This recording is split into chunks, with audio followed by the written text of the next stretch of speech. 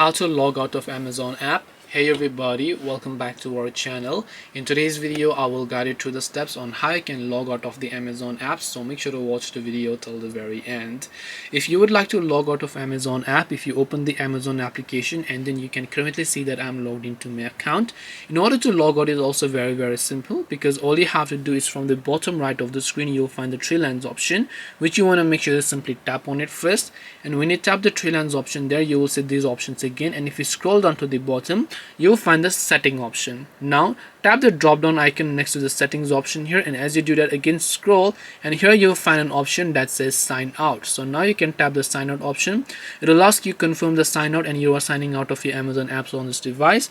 Tap the sign out option here and then you'll be successfully logged out of Amazon.